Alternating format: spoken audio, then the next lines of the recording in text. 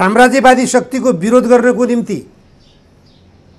जनयुद्धको घोषणा गर्ने, जनयुद्धको परिणाम के हो त भन्ने कुरो साम्राज्यवादी शक्तिहरूको म दलाल बन्नकै लागि हो भन्ने पुष्टि गर्न खोज्नु भएको हो भने उहाँले माफी पाउनुहुन्न, उहाँ दण्डित हुनैपर्छ। शेखरजीले त दिइसक्नुभयो दनक, शेखरजीको दनकलाई स्वीकार गर्ने कि नगर्ने। त्यसकारण प्रचण्डजीका उहाँको मन मस्तिष्कमा त्रासले घर बनाएको छ। त्यसकारण उहाँले आफ्नो विवेकबाट आफूलाई परिचालन गर्न सक्नु भएको छैन। उहाँ आफ्नो, मलाई त के लाग्छ भने प्रचण्डजी आफ्नो विवेकले चल्नै सक्नु भएको छैन। आज हमासलाई हामीले आतङ्ककारी घोषणा गऱ्यौँ, हाम्रा नेपाली दाजुभाइहरू 10 जना मारिए, त्यसकारण हामी पनि पीडित छौँ। प्रचण्डजीको नेतृत्वमा त 17,000 नेपाली मारिएका हुन् नि त। उहाँलाई अरूले आतङ्ककारी भन्दाखेरि किन चित्त दुख्छ? जबसम्म गन्तव्य समाजवाद संविधानको प्रस्तावनामा किन लेखियो भन्ने कुरा गठबन्धन दलका नेताहरूले, प्रमुख प्रतिपक्षी दलका नेताले बुझ्दैनन्, तबसम्म हाम्रो गणतन्त्र भनेर जति चिच्याए पनि गणतन्त्र सुरक्षित हुने अवस्थातिर छैन।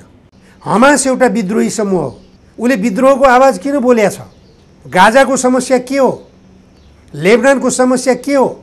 हमासको आवाज किन सुनिँदैन? गाजा क्षेत्रका जनताको आवाज के हो?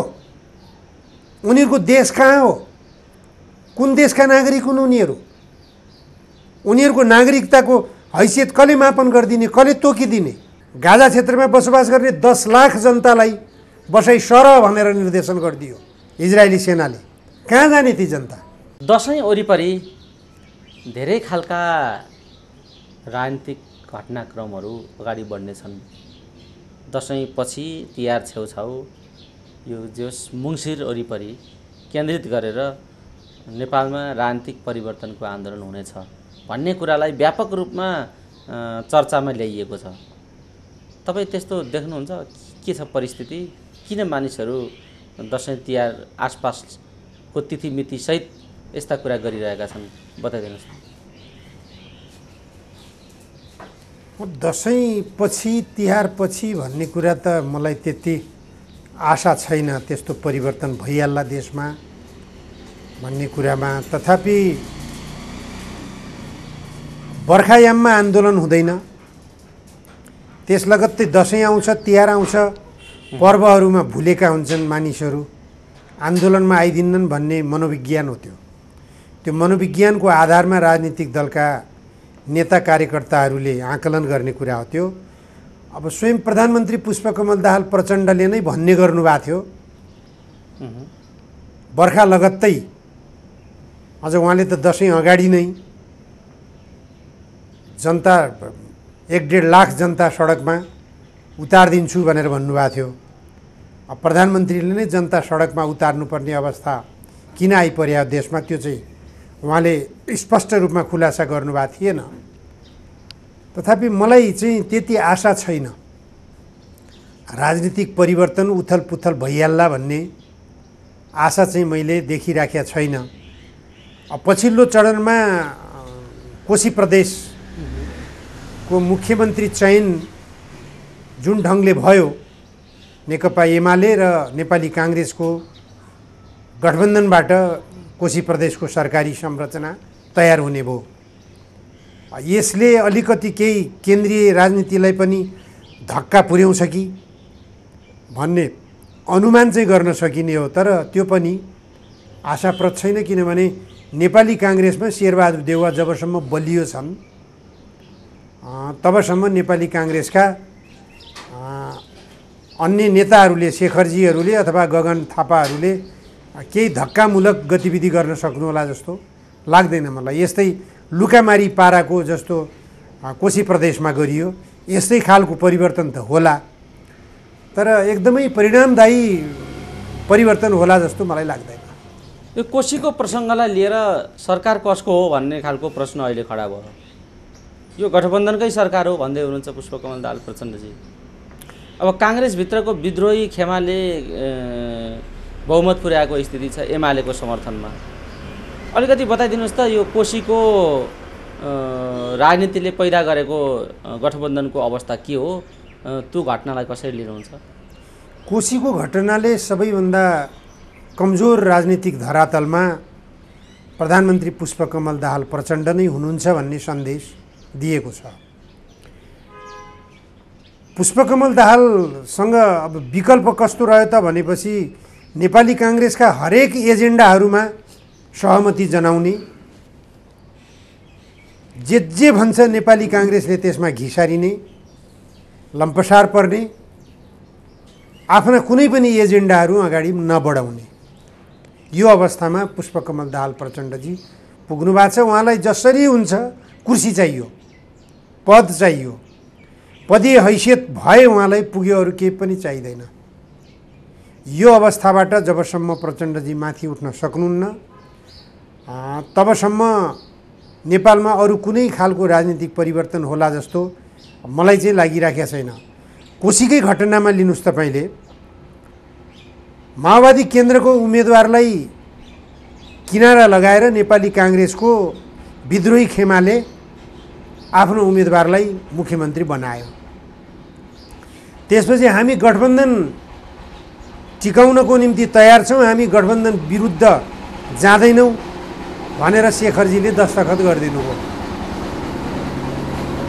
कोशी प्रदेशमा नेपाली काङ्ग्रेसको विद्रोही समूहले मुख्यमन्त्री पद पड्काइसक्यो। यो गठबन्धन विरुद्धको गतिविधि हो कि होइन? सर्लङ्ग छ कुरो। त गठबन्धन विरुद्ध हामी जाने छैनौँ भनेर शेखरजीले दस्तखत गरेको कुरा सही हो कि गठबन्धन विरुद्ध गएर विद्रोही उम्मेदवारलाई विजयी नै गराइसकेको, अझ त्यो शपथ ग्रहण पनि भइसकेको अवस्था छ? कुन हो सही कुरा? प्रचण्डजीले भन्न सक्नु पर्यो नि त। शेखरजीले त दिइसक्नुभयो दनक। शेखरजीको दनकलाई स्वीकार गर्ने कि नगर्ने? त्यस कारण प्रचण्डजीका अगाडि कुन्नी के को यो त्रास छ, उहाँको मन मस्तिष्कमा त्रासले घर बनाएको छ। त्यसकारण उहाँले आफ्नो विवेकबाट आफूलाई परिचालन गर्न सक्नु भएको छैन। उहाँ आफ्नो, मलाई त के लाग्छ भने प्रचण्डजी आफ्नो विवेकले चल्नै सक्नु भएको छैन। उहाँ अरूकै निर्देशनमा, अरूकै सल्लाहमा, अरूकै विवेकमा, अरूकै दबाबमा, अरूकै स्वार्थमा घिसारिनु भएको छ। हरेक गतिविधिहरूलाई तपाईँले विश्लेषण गर्नुहुन्छ भने हेर्न सक्नुहुन्छ। तपाईँको नागरिकता विधेयक पारित गर्ने कि प्रचण्डजीको चाहनाले गरे होला र? हामी विश्लेषण गरौँ न।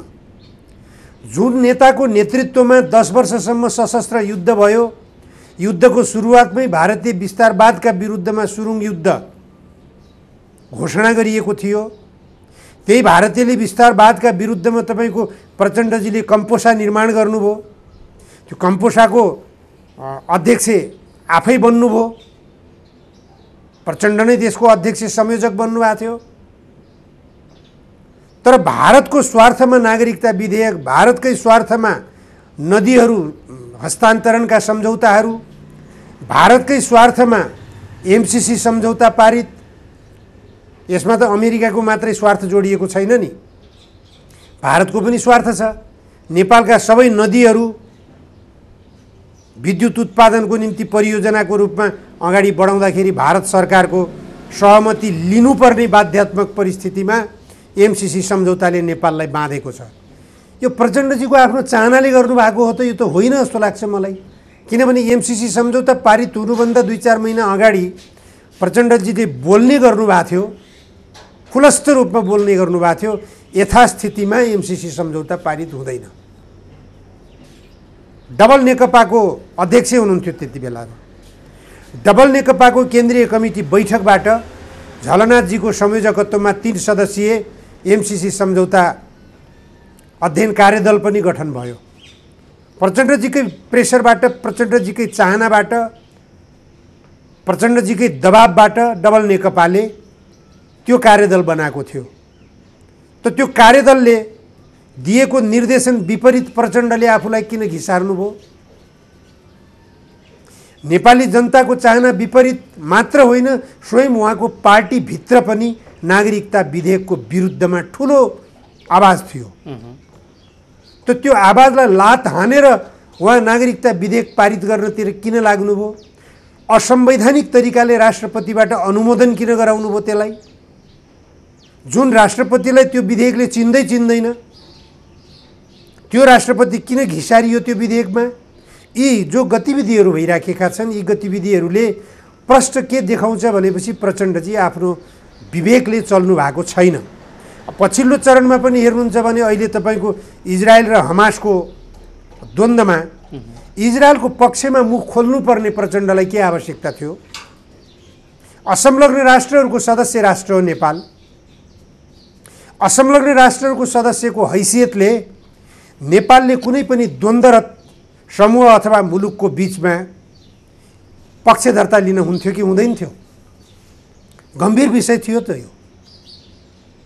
होइन, हामी त असंलग्न राष्ट्रको सदस्य होइनौँ अब, त्यो सन्देश दिन खोज्नु भएको हो। हमास एउटा विद्रोही समूह हो, उसले विद्रोहको आवाज किन बोलेको छ? गाजाको समस्या के हो? लेबनानको समस्या के हो? इजरायलका विरुद्धमा एकातिर लेबनानबाट हिजबुल्लाहले ठोकिरहेछ, अर्कोतिर प्यालेस्टाइनबाट के अरे तपाईँको हमासले ठोकिरहेछ। किन ठोकिरहेछन् त? आज हमासलाई हामीले आतङ्ककारी घोषणा गऱ्यौँ, हाम्रा नेपाली दाजुभाइहरू 10 जना मारिए, त्यसकारण हामी पनि पीडित छौँ, पीडा छ। प्रचण्डजीको नेतृत्वमा त 17,000 नेपाली मारिएका हुन् नि त।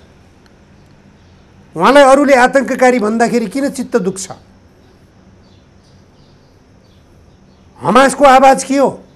हमासको आवाज किन सुनिँदैन? गाजा क्षेत्रका जनताको आवाज के हो? उनीहरूको देश कहाँ हो? कुन देशका नागरिक हुन् उनीहरू? उनीहरूको नागरिकताको हैसियत कसले मापन गरिदिने, कसले तोकिदिने? नेपाल जस्ता कमजोर राष्ट्रहरूको अध्यक्षको हैसियतमा भएको देशले अथवा त्यो देशको त्यो अल्प विकसित राष्ट्रहरूको अध्यक्ष हो नि त अहिले त हाम्रो प्रधानमन्त्री प्रचण्ड। उहाँले ती देशविहीन जनताको आवाज बोल्ने कि नबोल्ने? इजरायलको आवाज अमेरिकाले बोलेको थियो, इजरायलको आवाज भारतले बोल्यो, इजरायलको आवाज क्यानाडाले बोल्यो, इजरायलको पक्षमा बेलायतले बोल्यो। त्यसै कारण नेपालले पनि बोल्नु पर्यो।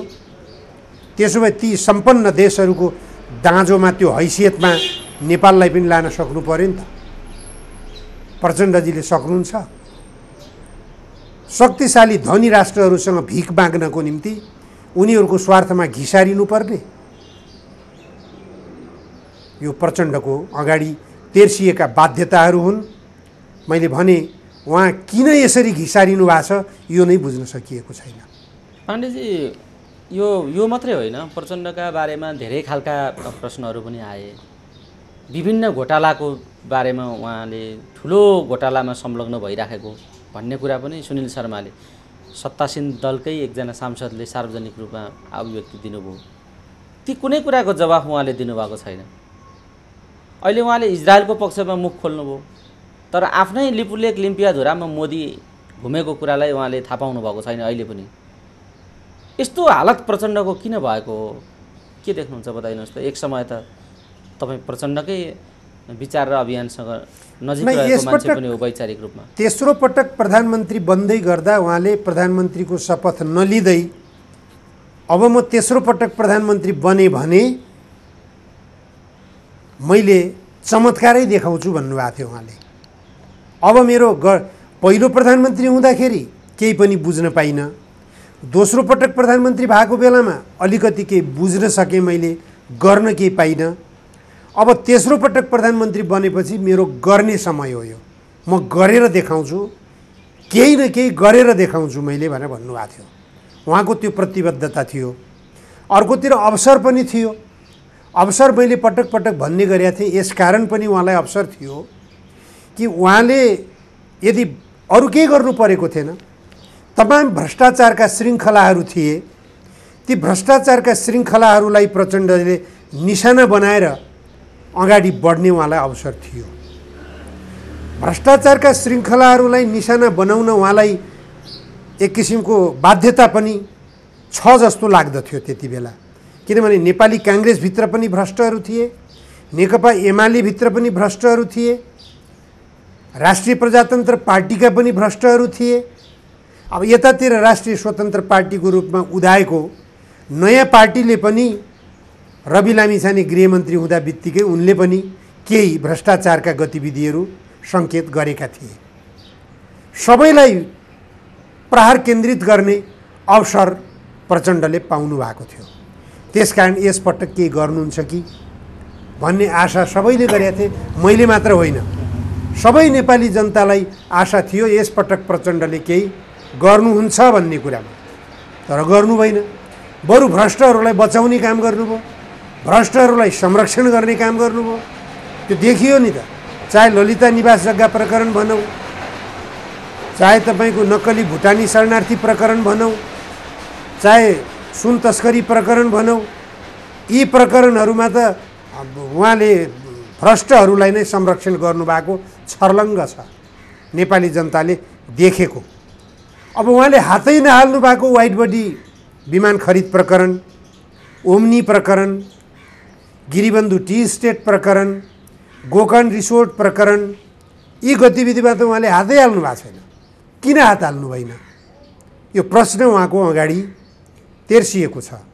त्यसकारण अब उहाँले हात नहाल्नुको कारण मेरो बुझाइ, मैले के बुझिरहेको छु भन्नुहुन्छ भने प्रचण्डजीलाई एउटा त्रासले आतङ्कित बनाइराखेको छ। त्यो त्रास भनेको सत्य निरूपण तथा मेलमिलाप आयोग। त्यसमा उहाँलाई लगेर हेगमा झुन्ड्याइन्छ कि अन्तर्राष्ट्रिय कानुन आकर्षित हुन्छ कि भन्ने त्रासमा उहाँ हुनुहुन्छ। त्यो त्रासमा उहाँ हुनुपर्ने आवश्यकतै होइन। उहाँले जनयुद्ध किन गर्नुभएको त्यो पुष्टि गर्नुहोस् पहिला। जनयुद्ध गर्नुभएको होइन भने त्यो अपराधै हो तपाईँले गरेको। जनयुद्धको औचित्य यदि पुष्टि गर्न सकिँदैन भने जनयुद्धमा भएका अपराधजन्य गतिविधिहरूको जिम्मेवारी प्रचण्डले लिनुपर्छ। हेगमा झुन्डिनै पर्यो। हेगमा किन नेपालकै अदालतमा झुन्डिनुपर्छ, अदालतको कठघरामा जानुपर्छ। जहाँ जानुपर्छ हेगमा किन जान परेको छ उहाँलाई? र हेगमा गएर अन्तर्राष्ट्रिय हिरो किन बन्नु परेको छ र उहाँले त भन्नुहुन्छ नि त मलाई हिरो हुन्छु भन्नुहुन्छ। त्यहाँ पुगे पनि म हिरो हुन्छु भन्नुभएको छ। त्यहाँ पुर्याउनु पर्ने आवश्यकतै छैन। कि त जनयुद्धको औचित्य पुष्टि गर्नु पर्यो। यस कारण मैले जनयुद्धको सुरुवात गरेको हुँ। यो औचित्य पुष्टि गर्नको निम्ति 17,000 नेपाली जनताको रगत बग्यो। 17,000 जनताको नेपाली रगत बगाउने सवालमा तत्कालीन सत्ता गठबन्धन पनि जिम्मेवार छ। यस्ता खालका सवालमा प्रचण्डले स्पष्टीकरण दिनुपर्छ। त्यो अवसर त उहाँले पाउनु भएको थियो। संयुक्त राष्ट्रसङ्घको महासभामा बोल्ने अवसर पाउनुभयो, त्यहीँ बोल्न सकेको भए हुन्थ्यो। किन हो जनयुद्ध गरिएको? जनयुद्ध गर्नु गल्ती थियो भने माफी मागे भयो। माफी पनि दिन्छन् नेपाली जनताले। आम नेपाली जनताले माफी दिएपछि उहाँलाई हेगमा झुन्डिन्छु भन्ने डर पनि त हुँदैन नि। त्यसपछि सत्य निरूपण तथा मेलमिलाप आयोग सजिलैसँग गठन होला, जनताले माफी दिने अवस्था आउला। यो अवस्थातिर जान सक्नु पर्यो। होइन भने जनयुद्धमा जानुभन्दा पहिलेका उहाँहरूले जो तत्कालीन शेरबहादुर देउवा समक्ष प्रस्तुत गर्नुभएका 40 बुँदे मागपत्र थिए, ती 40 बुँदे मागपत्रलाई टेबलमा राख्नुहोस्, एक सम्बोधन गर्दै अगाडि बढ्नुहोस्, औचित्य पुष्टि गर्नुहोस् जनयुद्धको। त्यो हो जनयुद्धको औचित्य पुष्टि गर्ने बाटो भनेको। साम्राज्यवादी शक्तिको विरोधमा जनयुद्ध गरिएको होइन। अनि अहिले साम्राज्यवादी शक्तिहरूको दलाली किन गरिरहनु भएको छ उहाँले? साम्राज्यवादी शक्तिको विरोध गर्नको निम्ति जनयुद्धको घोषणा गर्ने, जनयुद्धको परिणाम के हो त भन्ने कुरो साम्राज्यवादी शक्तिहरूको म दलाल बन्नकै लागि हो भन्ने पुष्टि गर्न खोज्नु भएको हो भने उहाँले माफी पाउनुहुन्न। उहाँ दण्डित हुनैपर्छ।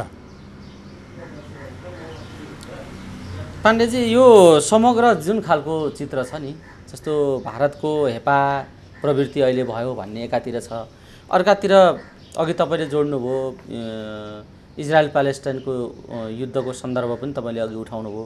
त्यहाँ नेपालले प्रधानमन्त्रीले इजरायलको पक्षमा अभिव्यक्ति दिनुभयो। एकातिर गृहयुद्ध, नेपाल नै आफ्नै आन्तरिक कारणले गृहयुद्धमा फस्ने हो कि भन्ने एउटा त्रास अहिले व्यापक रूपमा उठिराखेको छ र नेपालको सामरिक दृष्टिले अन्तर्राष्ट्रिय शक्ति केन्द्रको राडारमा नेपाल परिराखेको सन्दर्भमा अन्तर्राष्ट्रिय एउटा खालको राजनीतिको चपेटा पनि बिहोर्नुपर्ने हो कि भन्ने अर्को संवेदनशील स्थिति पनि मान्छेहरूले आकलन गरिराखेको स्थिति छ। यस्तो बेला नेपाली सेनाका सेनापति पनि विवादमा पर्न थालेका छन्। उहाँले सेनापतिलाई पनि नाजायज रूपमा प्रभावमा पार्नु हो र त्यसले अर्को स्थिति ल्याउँदैछ भन्ने पनि आलोचना भएको छ। अब बताइदिनुहोस् त परिस्थिति कता जाने देख्नुहुन्छ? यो गठबन्धनको भविष्य कस्तो देख्नुहुन्छ? यो अहिलेको द्वन्द्व भड्किन सक्ने सम्भावनाबारे मान्छेले गरेको आकलनबारे तपाईँ के भन्नुहुन्छ? र सेनापति किन विवादमा पर्दै हुनुहुन्छ? यो एकदमै चारैतिरबाट संवेदनशील परिस्थिति पैदा हुँदै गएको हो कि भन्ने खालको रूपरेखा देखा परेको छ। उहाँहरू तीनजनाले सहमति त गर्नुभयो एउटा चिलकटोमा, तर त्यसलाई मानिसहरूले विभिन्न कोणबाट हेरिराखेका छन्। बताइदिनुहोस् त अब परिस्थिति कता जान्छ? नेपाली सेनाको अहिलेको अवस्था भनेको तपाईँको सरकार निर्देशित काम गर्ने मात्रै हो। उसले संविधानले उसलाई त्यसरी नै बाँधेको छ। संविधानलाई उछिनेर ऊ जान सक्दैन नेपाली सेना। संविधान मातहतमा नेपाली सेनालाई बाँध्न अन्तर्राष्ट्रिय शक्ति केन्द्रको दबाब हो। अन्तर्राष्ट्रिय शक्ति केन्द्रकै दबाबमा परेर नेपालका राजनीतिक दलका नेताहरूले नेपाली सेनालाई बाँध्न सफल भए। नेपालबाट राजतन्त्रलाई विस्थापित गर्ने काम पनि अन्तर्राष्ट्रिय शक्ति केन्द्रकै दबाबमा परेर नेपालका राजनीतिक दलका नेताहरू घिसारिएका हुन् भन्ने कुरा पनि स्पष्ट छ। अब स्पष्टै छ, बुझ्न कठिन छैन। अब केही शक्ति राष्ट्र संस्था पुनर्स्थापना गर्ने भनेर लागिराखेका छन्, तर राष्ट्र संस्था पुनर्स्थापना गर्न अन्तर्राष्ट्रिय शक्ति केन्द्रले अनुमति नदिएसम्म कुनै पनि हालतमा त्यो सम्भावना छैन। नेपाली सेना अन्तर्राष्ट्रिय शक्ति केन्द्रको इशारा बिना पटक्कै पनि तलमाथि गर्नेवाला छैन, यो पनि स्पष्ट छ। त्यसकारण अहिले नेपाली सेनाले के गरिरहेको छ, प्रचण्डले के गरिरहेका छन्, यी कुराहरूतर्फ अल्मलिनुभन्दा पनि जे भइरहेको छ अन्तर्राष्ट्रिय शक्ति केन्द्रकै निर्देशन बमोजिम, अन्तर्राष्ट्रिय शक्ति केन्द्रकै दबाब बमोजिम भइरहेका छन् यी गतिविधि भन्ने कुरा हामीले बुझ्न जरुरी हुन्छ। अब तपाईँले अघि एउटा सन्दर्भ उठाउनु भएको थियो, नरेन्द्र मोदीले नेपाली भूभाग भनेर नेपालको संसदबाट सर्वसम्मत ढङ्गले पारित गरेको चुच्चे नक्सा भनेर जो चर्चित छ, त्यो चुच्चे नक्सामा पर्ने नेपाली भूभागमा गएर पूजाआजाको नौटङ्की देखाउनु भयो। उहाँले त्यसको विरुद्धमा एक शब्द नेपालका राजनीतिक दलका नेताहरू, नेपाल सरकार बोल्दैनन्। किन बोल्दैनन् त? प्रश्न छ। नरेन्द्र मोदीले आफ्ना समर्थक अन्तर्राष्ट्रिय शक्ति केन्द्रहरूको केही न केही उनीहरूको चाहनालाई नबुझेर अथवा उनीहरूको सहमति नलिएर त्यो उद्दण्डता देखाउन कालापानीमा जानुभयो भनेर मलाई लाग्दैन। नेपालका राजनीतिक सत्ता गठबन्धन दलका राजनीतिक नेताहरू मुखै नखोल्नु, यो विषयमा बोल्दै नबोल्नुको कारण पनि त्यही हो। अन्तर्राष्ट्रिय शक्ति केन्द्रहरूले यिनीहरूको मुखमा बुझो लगाइदिएका छन्। त्यसकारण नरेन्द्र मोदीले जे गर्छन् गर्न देऊ, अहिले नरेन्द्र मोदीलाई नचिडाऊ। तिमी भ्रमणमा गएको बेलामा पनि नरेन्द्र मोदीले भन्छन् भने गेरु वस्त्रै लगाऊ, चन्दन सबै लाउँदा भयो, जे लगाउँछन् लगाउनुपर्छ लगाऊ। नरेन्द्र मोदीले अखण्ड भारतको नक्सा आफ्नो संसदमा सजाउँछन्, तिमी चुप लाग। तिमी बोल्यौ भने नरेन्द्र मोदी रिसाउँछन्, बोल्न हुँदैन तिमी।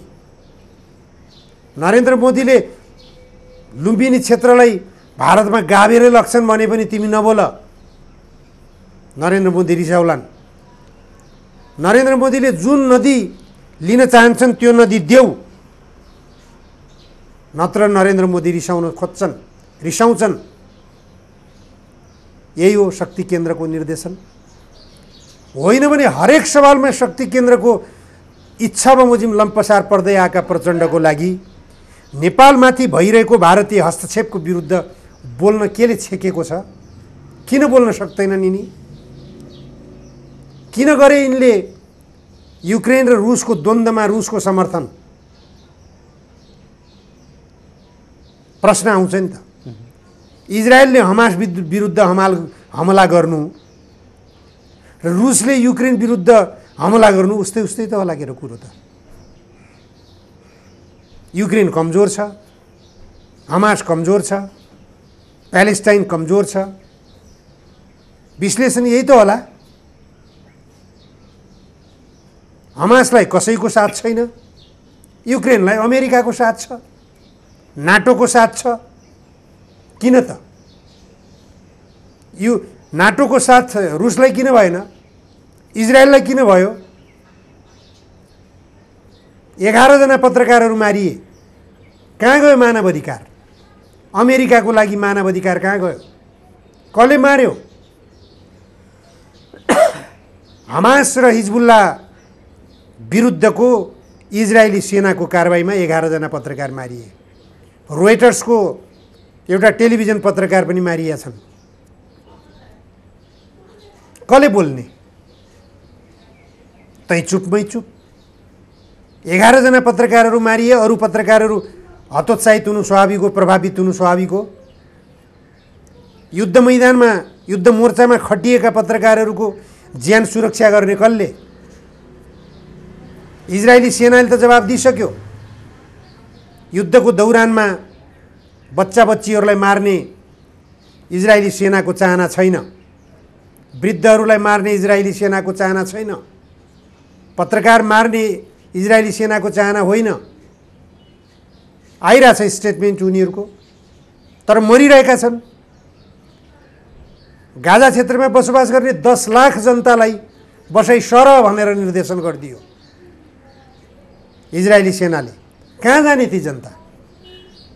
मानव अधिकारको वकालत गर्ने अन्तर्राष्ट्रिय शक्ति केन्द्रहरूले, संयुक्त राष्ट्रसङ्घले बोल्नु परेन, ठाउँ दिनु परेन। इजिप्टले ढोका थुनिदिएको छ, अर्कोतिर समुद्र छ, अर्कोतिर इजरायली सेनाको आक्रमण छ। कहाँ जाने तिनीहरू? ग्यास च्याम्बरमा मर्नुपर्ने अवस्थामा गइरहेका छन् उनीहरू। यो अवस्थाबाट कहिले उन्मुक्ति पाउने उनीहरूले? कसले उन्मुक्ति दिलाउने? अति कम विकसित राष्ट्रका अध्यक्ष यिनले बोल्नुपर्ने होइन यति बेला? आवाजविहीनहरूको आवाज बोल्नको निम्ति 10 वर्षसम्म जनयुद्ध गरे होइन? के गरियो त? सरक्क अमेरिकी साम्राज्यवादसँग लम्पसार पर्नको निम्ति 17,000 नेपाली जनताको रगत बगाइएको हो। यो प्रश्न गम्भीर रूपमा उठेको छ, तर जवाब कसले दिने? प्रचण्डलाई जवाब दिनु पर्दैन। अब परिस्थिति कता जान्छ बताउनुहोस् त? नेपालको राजनीतिक परिस्थिति अन्यलग्रस्त छ। कता जाने? साह्रै अन्यलग्रस्त छ। यो अन्यलताले असन्तुष्टि विस्फोटक बन्दै गइरहेको छ। तपाईँले अघि भन्नुभयो गृहयुद्धको सम्भावना। त्यो गृहयुद्ध त लगभग बाछिटाहरू त आइरहेका छन्। कालो मोसो दल्ने, कालो मोसोको प्रतिक्रिया स्वरूप दर्जनौँ गाडीहरू पार्किङ गरे ठाउँमा फोडिदिने, जुलुस नाराबाजी हुने, पहिचानसहितको सङ्घीयताको आवाज उठ्ने, पहिचान विरोधीहरू फेरि पनि निर्वाचित भएर षड्यन्त्रका चलखेलहरू हुने, यी गतिविधिहरूले देखाइरहेका छन् देश राम्रो गन्तव्यतर्फ गइरहेको छैन। अब यसलाई राम्रो गन्तव्यतर्फ लानको लागि त सत्ता गठबन्धन दलका नेताहरू, प्रमुख प्रतिपक्षी दलका नेता, समग्रमा गणतन्त्रवादी नेताहरू सबैले गम्भीरतापूर्वक सोच्ने, संविधानको प्रस्तावनामा लेखिएको गन्तव्य समाजवाद कता हो गन्तव्य? जबसम्म गन्तव्य समाजवाद संविधानको प्रस्तावनामा किन लेखियो भन्ने कुरा गठबन्धन दलका नेताहरूले, प्रमुख प्रतिपक्षी दलका नेताले बुझ्दैनन्, तबसम्म हाम्रो गणतन्त्र भनेर जति चिच्याए पनि गणतन्त्र सुरक्षित हुने अवस्थातिर छैन।